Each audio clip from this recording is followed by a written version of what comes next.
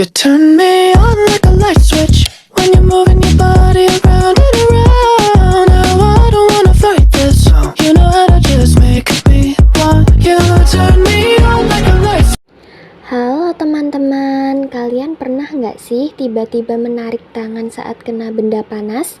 Atau tubuh langsung bereaksi tanpa kalian sadari? Padahal kamu belum sempat mikir kan? Nah, pertanyaannya, kok tubuh kita bisa bereaksi secepat itu ya? Jadi, saat tubuh kita menerima rangsangan, misalnya panas atau rasa sakit, nah, rangsangan itu akan diterima oleh reseptor lalu diubah menjadi impuls saraf. Impuls ini kemudian dihantarkan melalui neuron menuju sumsum tulang belakang. Dari sana, tubuh langsung memberikan respon berupa gerakan tanpa harus berpikir dahulu. Kenapa ya tubuh melakukan ini? Karena refleks ini sangat penting untuk melindungi tubuh dari bahaya. Bayangin, kalau kamu harus mikir dulu saat kena api, bisa terlambat kan? Nah, setelah kita memahami apa itu gerak refleks, sekarang kita akan masuk ke jenis-jenisnya. Gerak refleks dibagi menjadi dua, yaitu refleks monosinaptik dan refleks polisinaptik. Monosinaptik adalah jenis refleks yang paling sederhana. Disebut monosinaptik karena hanya melibatkan satu sinaps antara neuron sensorik dan neuron motorik, tanpa melalui neuron perantara atau interneuron. Pada refleks ini, impuls saraf dari reseptor langsung diteruskan ke sumsum tulang belakang, kemudian langsung dikirim ke neuron motorik tanpa proses tambahan. Karena tidak ada pengolahan yang kompleks, respon yang dihasilkan bersifat sangat cepat dan otomatis.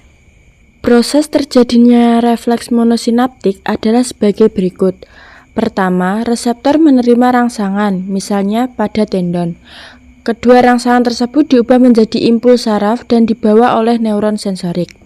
Ketiga, impuls langsung bersinaps dengan neuron motorik tanpa melalui interneuron.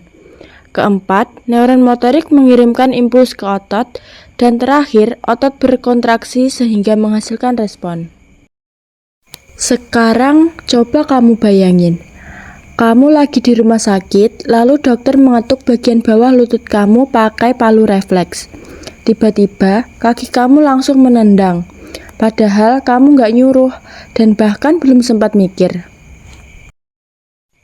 Yang terjadi sebenarnya adalah, saat tendon lutut diketuk, reseptor pada otot paha langsung menerima rangsangan.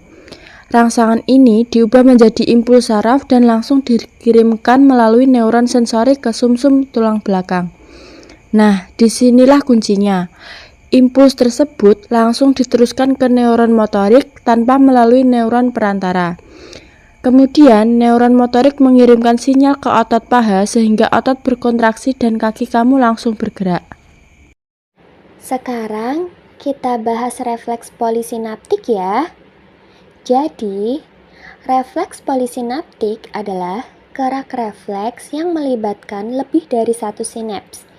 Pada refleks ini terdapat neuron perantara atau interneuron yang berfungsi menghubungkan serta mengolah impuls sebelum diteruskan ke neuron motorik. Adanya proses pengolahan ini membuat respon yang dihasilkan menjadi lebih kompleks. Lalu, bagaimana ya proses polisinaptik itu terjadi? Jadi, proses terjadinya refleks polisinaptik adalah pertama, reseptor menerima rangsangan, misalnya pada kulit. Kedua, rangsangan diubah menjadi impuls saraf dan dibawa oleh neuron sensorik. Ketiga, impuls masuk ke sumsum tulang belakang. Keempat, impuls diteruskan ke interneuron yang bisa lebih dari satu. Kelima, interneuron mengolah informasi tersebut. Keenam, impuls diteruskan ke neuron motorik. Dan terakhir, efektor atau otot memberikan respon. Sekarang, beranjak ke contoh polisinaptik yuk. Nah, sekarang coba bayangin situasi lain. Kamu lagi jalan tanpa alas kaki, lalu tidak sengaja menginjak paku. Apa yang terjadi? Kamu pasti langsung mengangkat kaki yang terkena, kan? Tapi bukan cuma itu. Kaki yang satunya pasti langsung menopang tubuh. Dan tubuh kamu otomatis menyesuaikan posisi supaya tidak jatuh. Kenapa ya ini disebut refleks polisinaptik?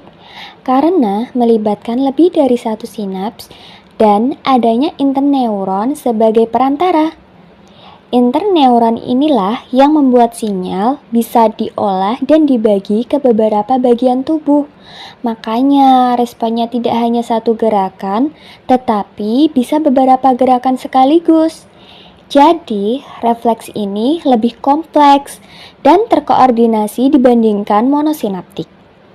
Semoga penjelasan dari kami membantu ya teman-teman. Terima kasih.